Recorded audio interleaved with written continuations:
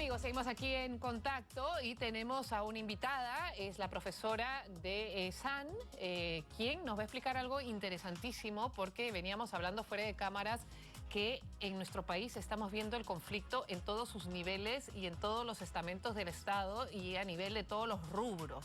Entonces, justamente es importante cómo saber manejar adecuadamente el conflicto dentro del trabajo. Entonces, muy buenas tardes, Ofelia, gracias por estar con nosotros. Y lo que me parece muy interesante es... sí, estamos viviendo cada vez conflictos más agudos, probablemente, no sé si provocados por la inmediatez también de la comunicación en distintos niveles del trabajo, pero ¿cómo no tenerle miedo? O sea, ¿cuándo el conflicto dentro del trabajo es destructivo y cuándo el conflicto realmente, aunque suene contradictorio, puede ser positivo para un ambiente laboral? Gracias por la invitación y por la oportunidad de poder compartir con tu audiencia toda esta reflexión que se necesita en nuestro país, dado que, como tú has indicado, el país sufre de una situación de conflicto permanente y muy exacerbada, que tiende a llevarnos a ver el conflicto como algo negativo, como algo que tiene que evitarse o anularse o acallarse, lo cual, cuando nosotros vemos el conflicto en su esencia, es simplemente una discrepancia, ¿no? Cuando no estamos de acuerdo dos personas respecto a cómo se deben llevar a cabo las tareas, o cómo se debe repartir el presupuesto, o cuándo debe comenzar una fecha de trabajo de un proyecto, entramos en una diferencia de opinión. Entonces, lo cual ¿cuándo es natural. Discrepar es positivo? ¿Hasta qué punto discrepar es positivo?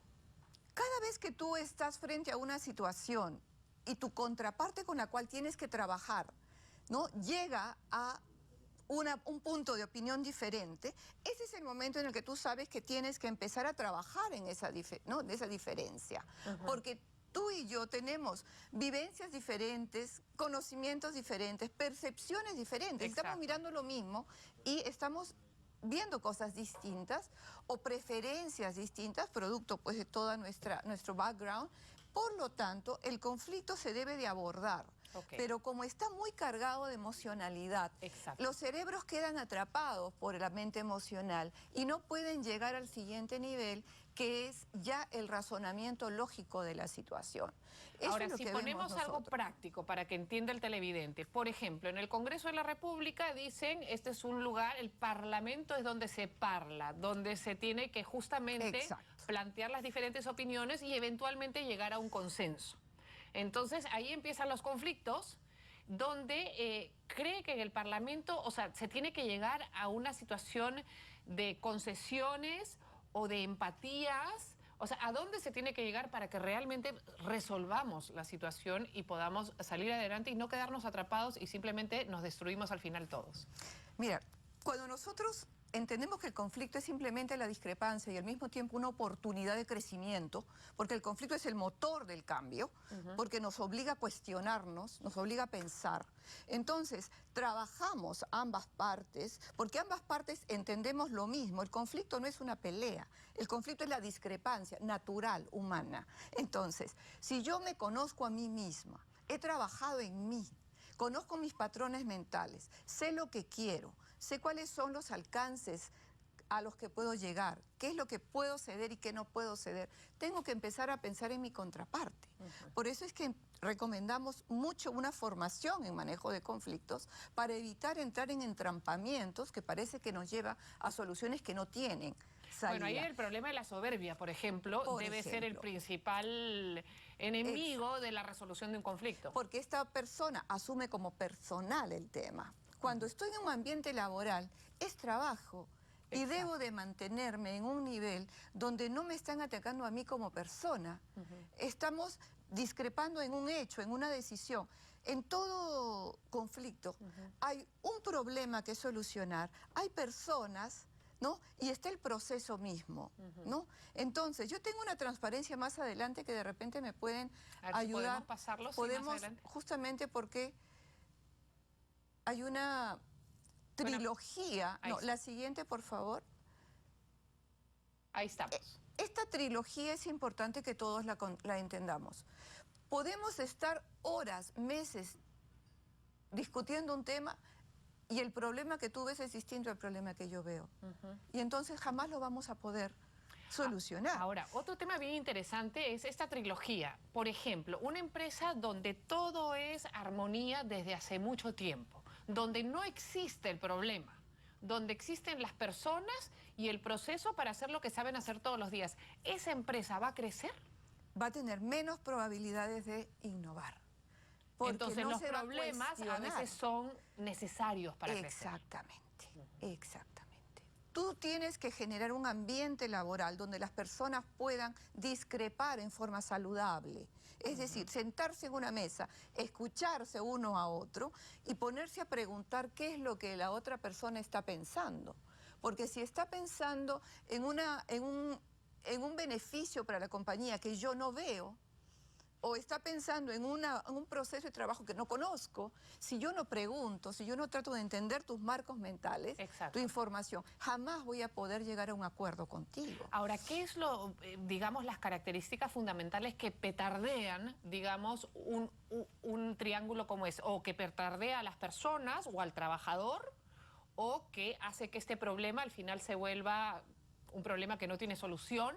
O sea, ¿cuáles son estas características que tenemos que estar atentos? Yo considero que la soberbia podría ser uno de ellos. Pero ¿cuáles son estas características que nosotros como trabajadores, que nos enfrentamos a discrepancias o a diferentes opiniones, la palabra conflicto como que da miedo decirla, todos los días, dónde es que cometemos el error y ponemos en peligro ya sea nuestra estabilidad laboral o ya sea el crecimiento del proyecto o la resolución de este proyecto? El principal problema está en el mundo emocional de las personas. Cada uno de nosotros tenemos individualmente un mundo emocional en el cual estamos acostumbrados a reaccionar de ciertas maneras y discrepamos uno de otros en estas formas de reaccionar. Ese es el principal, digamos, reto al que se está enfrentado uno permanentemente y lo vemos en la tele, ¿no? En el Congreso, lo vemos en los feminicidios, son una consecuencia justamente de una exacerbación emocional. Entonces queda atrapado ahí, es el principal riesgo. Luego, tú tienes en contra también el tiempo. Cuanto más tiempo tienes para solucionar el conflicto, el ritmo de la solución puede tomar una cadencia natural. Pero si estamos urgidos de tomar la decisión, es una crisis, ahí no hay tiempo y otra vez estamos bajo presión. Luego, las variables mismas del contexto, por ejemplo, cuánto presupuesto tenemos, ¿no? Las metas de la compañía, hay un estrés que me pone la superioridad sobre mí. Entonces esas son variables que me llevan a tener que afrontar el conflicto en la medida de mis recursos. Y tus recursos son distintos a los míos. Yo digo, no es mi problema, ese es tu problema. Pero no, pues es problema de los dos. Ahora, es un compromiso. ¿Cómo se afronta el conflicto? Es el tema. ¿Cómo se afronta? Y esa es la pantalla en la que veíamos los dos ejes, a ver si que creo que la podemos poner para rápidamente, porque este es un modelo que Thomas Kilmann presentó hace mucho tiempo y es una Hay que retroceder un poquito, ¿no? Una pantalla anterior, ahí está. ¿Esa? Sí, esta pantalla tiene una sinopsis de lo que es el modelo de Thomas Kilmann que te ayuda mucho a entender por qué las personas toman diferente posición o estrategia en un conflicto. En el eje vertical, que se llama asertividad, está expresado tu nivel de defensa de tus propios intereses. ¿Ya? ¿Cuánto peleas por lograr lo que tú deseas? ¿Y ahí está, en el otro eje, está incluido la parte emocional? Todo. Ya. Y acá está, en el horizontal, cuánto defiendes los intereses de tu contraparte. Común. De la contraparte. De la contraparte. Entonces, son dos ejes. Por una parte, me jala, yo quiero lograr lo que yo quiero, y lo otro es dejarte lograr lo que tú quieres, ¿correcto? Difícil el segundo, ¿no? Es más difícil porque siempre somos egoístas, tenemos que sobrevivir. O creemos que tenemos la razón y por algo estamos defendiendo ese punto de vista. Entonces, acá hay 5 puntos en el... ¿Qué sucede si yo no defiendo mis puntos de vista porque realmente no me interesa mucho el tema, pero tampoco me preocupo porque tú logres lo tuyo? Entonces es como un estilo o una estrategia de evito el conflicto, miro para otro lado, ahí lo entra postergo, la ecuación de la zona de confort. Claro, de repente estoy en mi zona de confort, no me interesa esta batalla. ¿Para qué me voy a pelear? ¿Para qué me voy a pelear? No todas las batallas las tienes que ganar. Ok. No tienes que persistir peligroso, eternamente. ¿no? Muy peligroso. No es un estilo que debas permitirte todo el tiempo, pero en algunas situaciones te puede venir bien. Claro. ¿El acomodaticio qué es?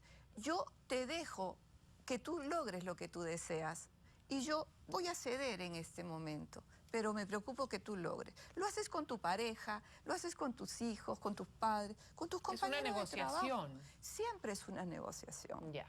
Porque siempre estamos tratando de llegar a un acuerdo.